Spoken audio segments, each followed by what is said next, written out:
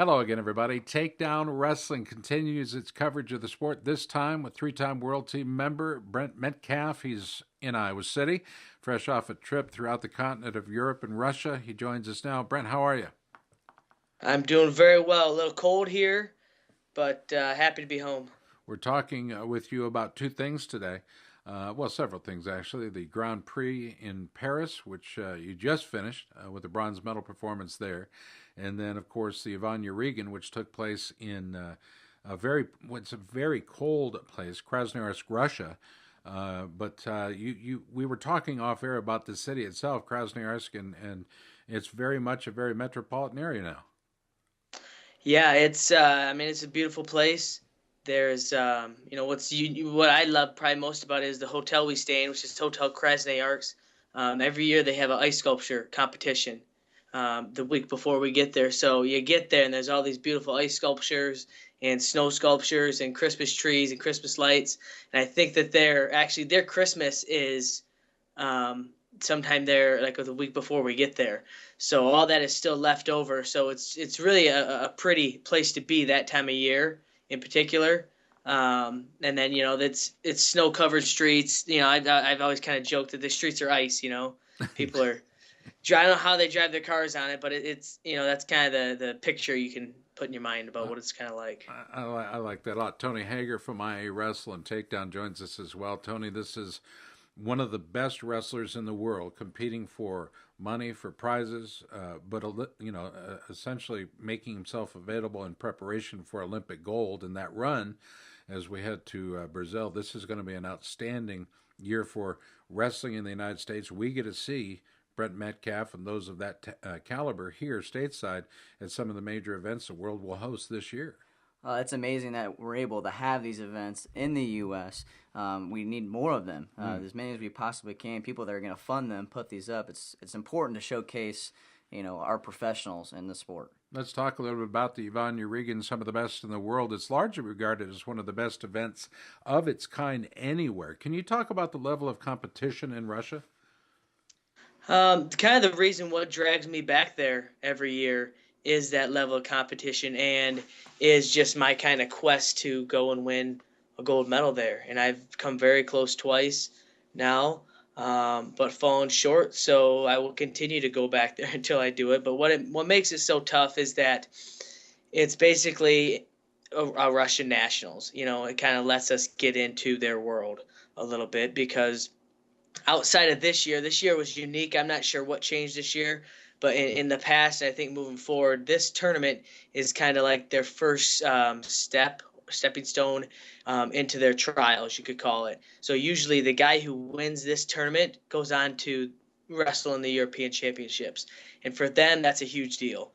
You could almost argue that wrestling in the Europeans is bigger than wrestling in the World Championships.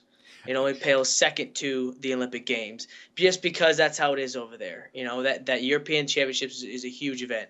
So they come in full force to that tournament to try and win it, to have the opportunity to wrestle on that. So that's what makes it so tough, is that the Russians are all there, 10 deep or however many deep per weight class. And then you add in, tons of extra talented guys. I mean, I think the first year I wrestled in it, I lost in the quarterfinals to the Japanese guy, or at the time it was a Japanese guy. He went on to be the Olympic champion 2 years later. So there's very good competition there. So we may have been remiss in our reporting that this was your second consecutive silver.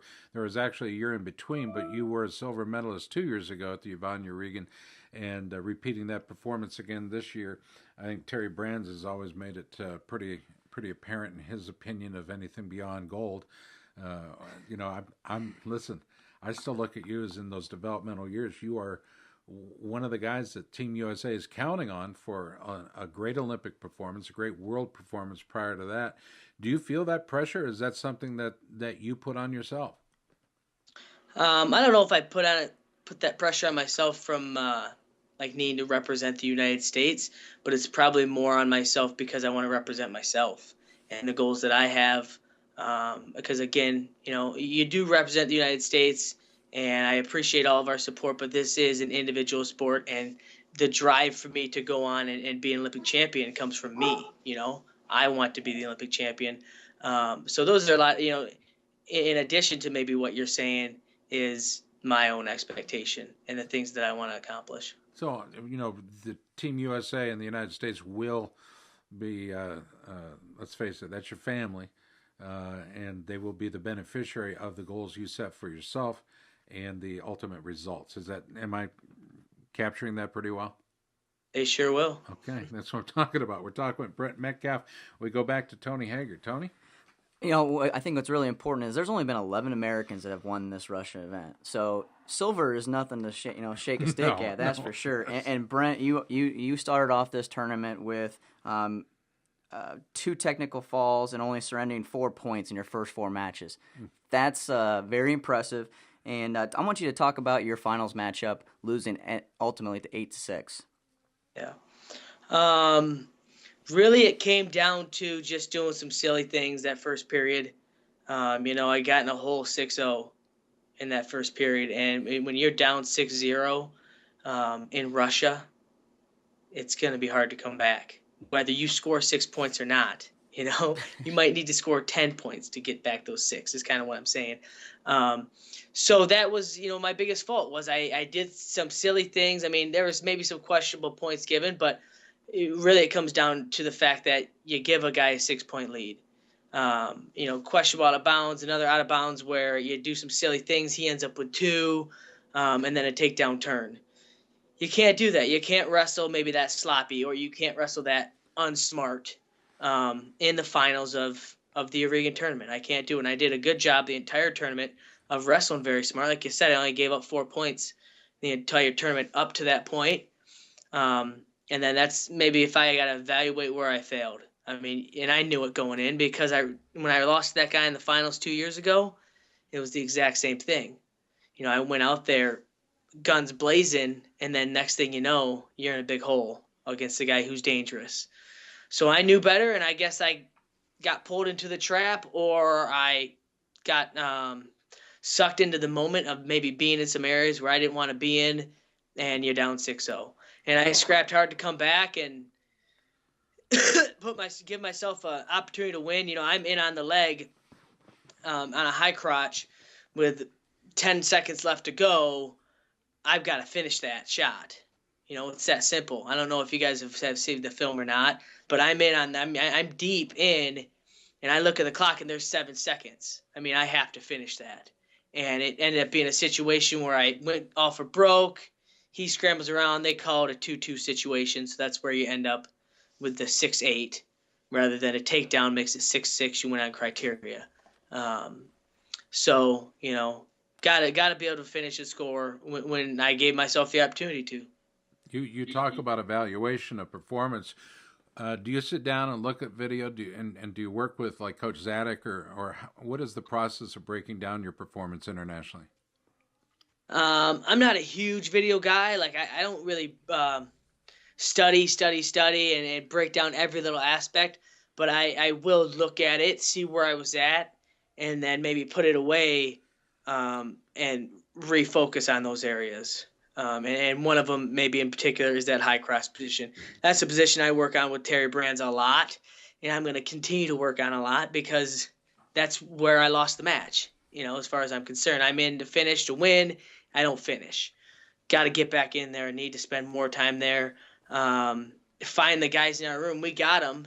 I need to grab a hold of the guys in our room and get myself in that position so that next time I'm there, it's a no issue. It's, Metcalf's in to finish on his patented left-hand high crotch. Everyone knows it's coming to win the match instead of he got in and didn't finish. We'll help you patent it, by the way, once you get it.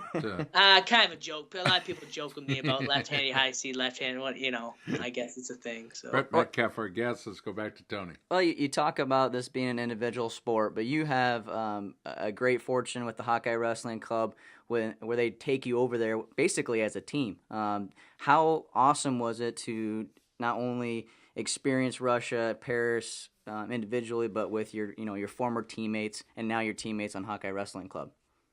Yeah, I was really glad that we were able to do that experience together.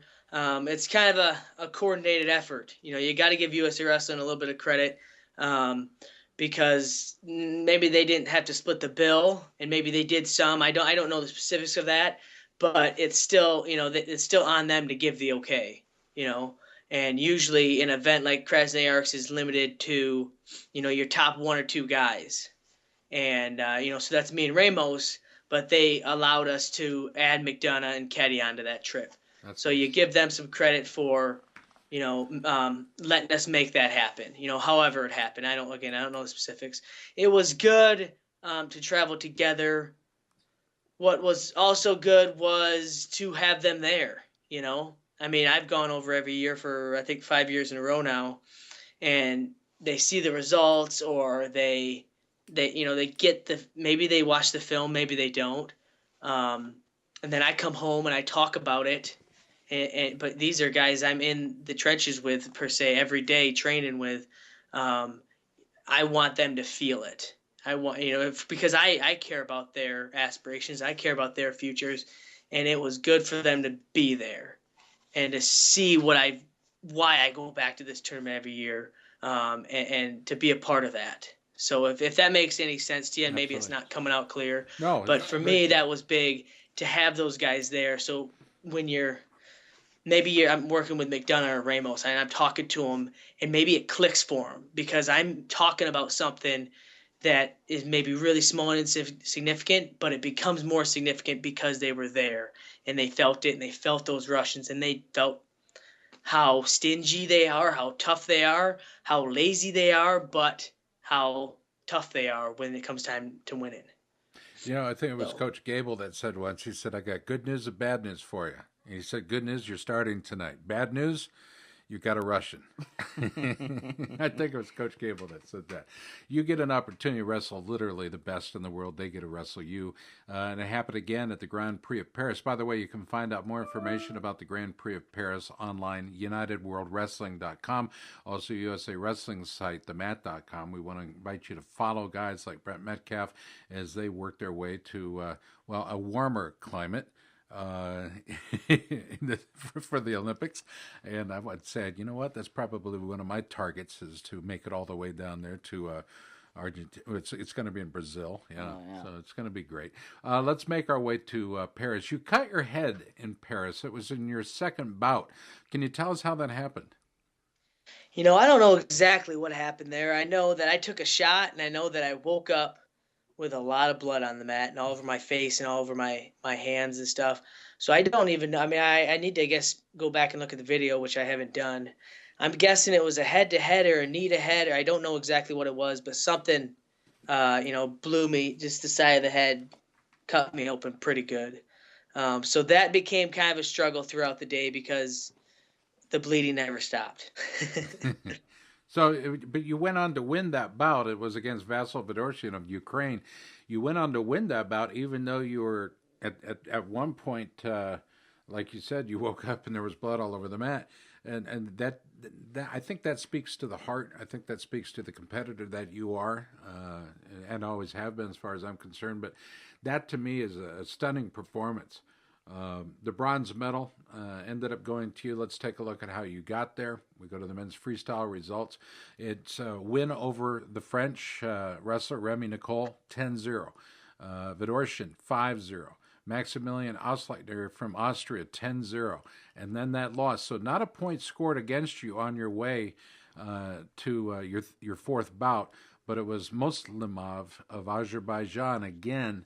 This is one of those guys can be very tricky, very troublesome. Can you talk to us about that match? It was again, a funny match. It's a match that you go in. That he gets the passive point, which you're over there. They're going to get the passivity point every time. Every time. I mean, it doesn't matter. I mean, they were winning matches, and they'll get the double passive. So it's one of those things where he got the passive point. My head is.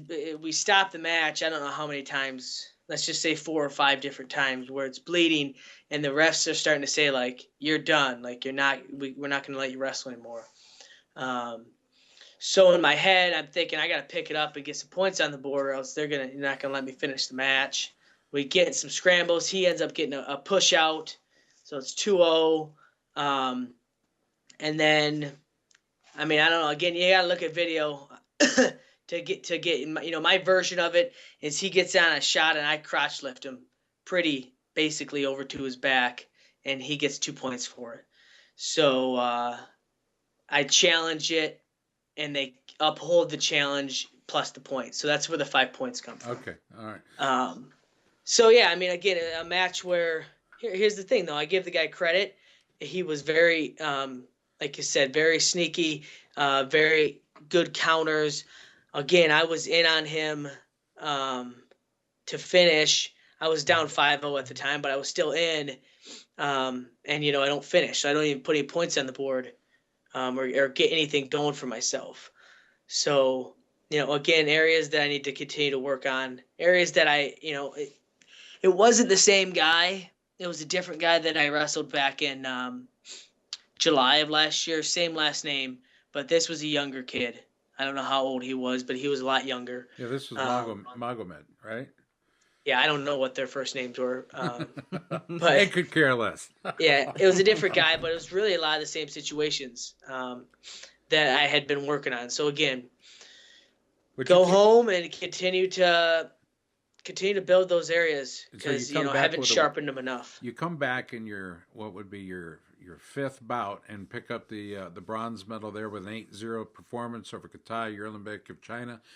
Nice job there. So again, more positive experience even with that loss. You come home with the bronze. There's an awful lot to be looking forward to, including Agon 5, I understand, is going to be taking place here shortly. Cedar Rapids, you're going to be facing, and listen, I remember when you were that 22-year-old guy or even that 19-year-old guy, and they were calling you the young phenom. Now you're the seasoned veteran. You're facing a guy that's 8-9 years your junior, Aaron Pico. What are your thoughts about this Agon 5 bout? I'm excited about it. I think that it's a good opportunity to put wrestling on display. And like I've said in the past, all these pro leagues or whatever maybe you want to call them, I think they're all good for the sport. And that's why I signed on to this one is because, one, it's a good financial opportunity for myself. But two, again, it's helping this league advance itself and hopefully build into something big. I mean, that's what they all have aspirations to do or to catch on, kind of, and I think it would be great if one or all of these leagues that are available now would catch on. So we're going to do it in Iowa, and we're hoping that we're going to pack the place and get a lot of fan interest. There's going to be a lot of this is maybe unofficial, but I can sneak preview. It's going to be a lot of Iowa type guys, post grads. So you're going to have that interest there, and they're going to get compelling matches. And I don't know how many they're going to be. Let's say there's going to be 5 to 8 matches and we're hoping to draw those Iowa fans or people who live in the state of Iowa or in that area to watch a pretty awesome event. And they're talking about it maybe being televised. We'll see how far that goes. But now you talk about Iowa wrestlers. Are they Hawkeyes or are they wrestlers from the state? Both, but probably, I mean, come on, who's got the biggest fan base here? Exactly. Well, I just I'm seeing what I can fish out of you. Did you ask? You had to ask that question, man. I tell you what. I think it's going to be released soon. I think within, let's call it a week or 2 weeks, every detail is going to be presented out there. And tickets are going to be available and everything, and then they're going to get it going. We still have a lot, they still have time. But obviously you got the premier matchup between myself and Pico, and I think it's good. I think it's a great matchup. Again, you've got myself, who I'm the number one guy at the weight class, and then you've got the young guy who is hoping to take it over. So you've got a good, compelling story there. He's definitely a tough competitor. He's proven himself in his age group, and he's proven himself even against senior level competition. He beat the 2013 world champion a few months ago. So it'll be a great match. Well, we'll be surely reporting on it as it draws nearer. Agon 5 coming up, Cedar Rapids. Aaron Pico, the young phenom, against the seasoned veteran, the number one guy for Team USA at 65 kilos, or as I like to break it down even further, 143. Brent Metcalf has been our guest in our Muscle Farm in Focus interview. It's a lot of fun to talk to because he's having fun doing what he does. A lot of hard work. The travel may be the worst of it all.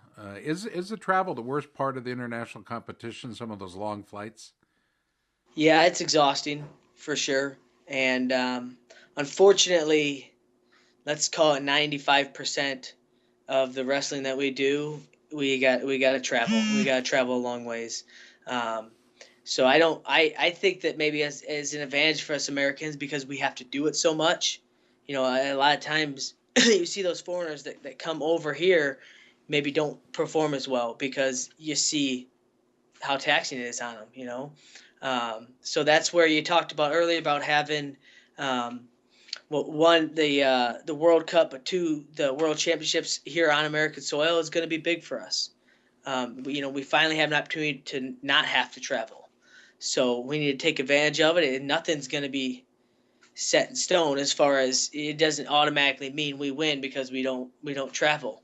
But what it means is you're taking away a little bit of a distraction or a little bit of something that can affect you. So, you know, hopefully we can do a good job this year taking advantage of that opportunity that we're given and, you know, get a lot of hardware out of it. A lot of hardware indeed. Brent Metcalf, that'll do it for us. We appreciate you taking the time. Who do you want to thank on the way out? Sponsors, club aspect. Who do you want to say thanks to? You know, I have a lot of different people that help me along. You know, Cliff Keen, they're a huge clothing sponsor for me. A6 and All American Supply, and then obviously Hawkeye Wrestling Club, and the great Hawkeye Nation. Don't you have a new 4 DVD series out as well? I do. Yeah, that's right. Look at you, man. Yeah, Mills Wrestling. Mills Wrestling. We put together like a technique / interview. He really did a great job. It goes more in depth than just boring interview stuff. Technique stuff. You know, he gave me free reins to do what I wanted, as far as just go put a product out there, and he did a lot of great interview questions in depth, as far as training and growing up in the sport. And I think it's going to be a really great tool for, you know, young kids coming in through the sport and even coaches who have the interest. So yeah, millswrestling.com. You can check that out. There's 4 different DVDs that he's put together, and I think they're all pretty good. They can get the set for $99 or something like that. Man, it's difficult to get any time with a guy like Brent Metcalf when it comes to one-on-one attention. Well, in DVD format, it's available to you now at millswrestling.com. Brent, always good to talk with you, buddy. We appreciate it. Hawkeye Wrestling Club, New York Athletic Club, your backers there. We appreciate all the effort. Recently, they had the jump through the ice. What was it called? The Arctic or Polar Plunge? Arctic Plunge. Arctic Plunge? Sure. Yeah. Yeah, that was huge, man. They raised $95,000, I think. Yeah. So thank you for all the support there. That was awesome. Dude, that was so much fun. What a great time. But that's the Hawkeye Wrestling Club continuing to think outside the box on how to raise funds for the athletes just like yourself. Appreciate the time today. Your little 2-year-old's asleep. We'll let you go so you can prepare for his arrival. Yes, come back. when he comes back for round 2. Brent, thank you. Thank you. 65 kilo, number 1 in the country, and looking for number 1 in the world as well. Brent Metcalf from Iowa City. Thanks for watching.